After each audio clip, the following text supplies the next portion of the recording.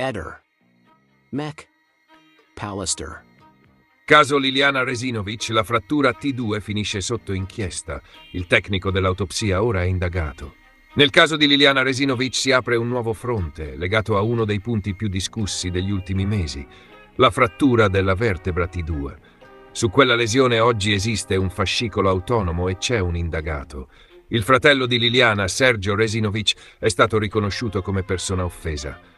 A darne notizia è l'avvocato Nicodemo Gentile, che parla di un passaggio decisivo per fare chiarezza su quella che definisce una vicenda torbida legata proprio alla vertebra T2.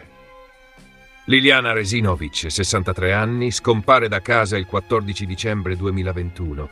Il suo corpo viene ritrovato il 5 gennaio 2022 nei giardini dell'ex Oppi di Trieste, insacchettato con il capo avvolto nei sacchi e il corpo posizionato in modo anomalo. Per la sua morte è indagato il marito, Sebastiano Visintin, al centro di un'indagine che per lungo tempo ha oscillato tra l'ipotesi di suicidio e quella di omicidio, con una prima fase in cui la tesi autolesiva sembrava prevalere. Questa prima lettura nasce dalla prima autopsia del 2022, firmata dal medico legale Fulvio Costantinides con la collaborazione del radiologo Fabio Cavalli.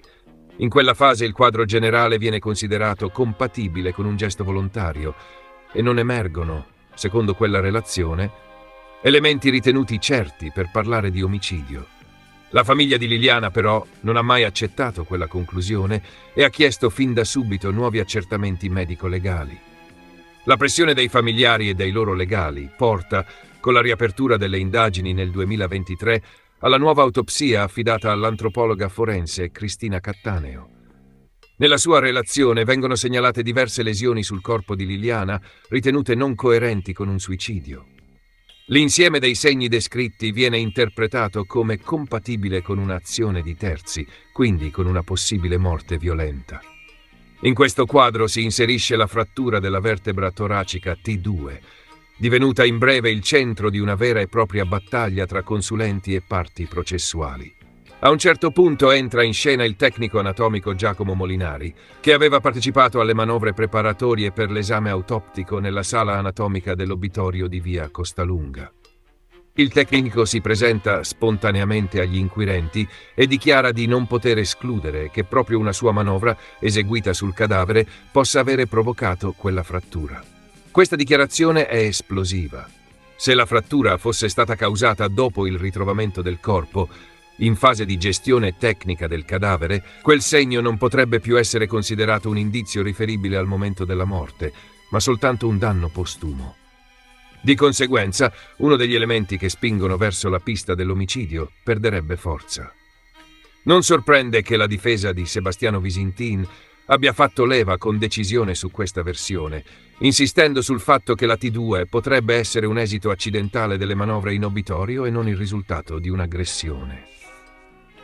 Successivamente, però, vengono eseguiti nuovi accertamenti tecnici, dai quali emergerebbe che la frattura della T2 risultava già presente nel momento in cui si stavano svolgendo le operazioni preliminari all'autopsia.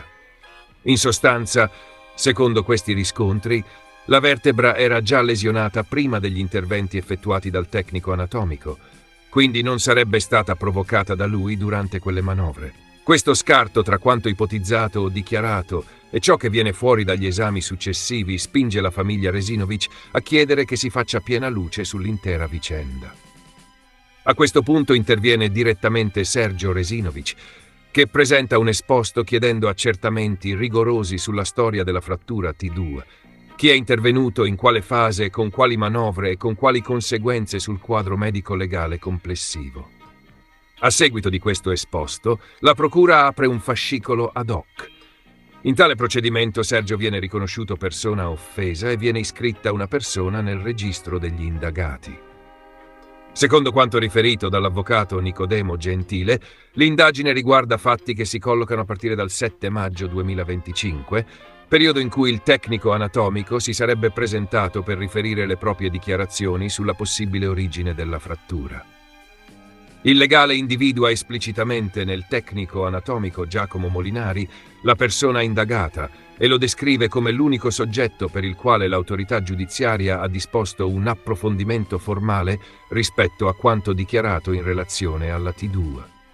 Il cuore del nuovo fascicolo sembra quindi concentrarsi sulla coerenza tra le dichiarazioni rese e i dati oggettivi emersi dai successivi accertamenti, oltre che sull'effetto che quella versione può avere prodotto dentro e fuori l'aula, sul dibattito pubblico, sulle valutazioni degli esperti e sul confronto tra le parti su suicidio e omicidio. Nella lettura dell'avvocato Gentile, l'apertura di questo procedimento separato consente di considerare superata la querelle sulla T2 all'interno del fascicolo principale sulla morte di Liliana. Non perché la frattura perda importanza, ma perché la sua gestione, la sua interpretazione e la narrazione di come e quando sarebbe stata causata vengono ora esaminate in una cornice autonoma. La frattura resta un dato tecnico, ma l'attenzione giudiziaria si sposta su chi vi ha messo le mani e su come quel dato è stato raccontato. Parallelamente prosegue il procedimento in cui Sebastiano Visintin è indagato per omicidio volontario, con tutte le contrapposizioni tra consulenze, perizie e ricostruzioni alternative e scontri tra familiari. Da un lato c'è il marito che chiede una nuova grande perizia medico-legale, sostenendo che sia l'unico modo per arrivare alla verità. Dall'altro c'è il fratello Sergio che, pur puntando sulla piena trasparenza, contesta alcune impostazioni e non nasconde di considerare certi atteggiamenti come un solito show. Per la famiglia Resinovic, il riconoscimento di Sergio come persona offesa e l'iscrizione del tecnico anatomico nel registro degli indagati sono un segnale preciso. La vicenda della vertebra T2 non è un semplice dettaglio, ma un passaggio chiave per valutare la credibilità delle diverse ricostruzioni sulla morte di Liliana. E il caso, a quasi 4 anni dalla scomparsa, continua ad arricchirsi di nuovi capitoli giudiziari che ruotano non solo attorno a che cosa sia accaduto, ma anche a come quel corpo sia stato trattato, esaminato e raccontato. Arriva quindi la conferma del fatto che Molinari è indagato. Non è una novità perché ne avevamo già parlato da venerdì. Dopo la puntata di Quarto Grado questa notizia era uscita, anche se non era subito stata ripresa dai giornali. Invece siamo ancora in attesa della decisione sulla possibilità di una nuova perizia medico-legale. In questo caso da ieri gira l'indiscrezione che la richiesta di Sebastiano sia totalmente stata rifiutata. Le notizie di stamattina sembrano confermare ancora una volta l'anticipazione di ieri.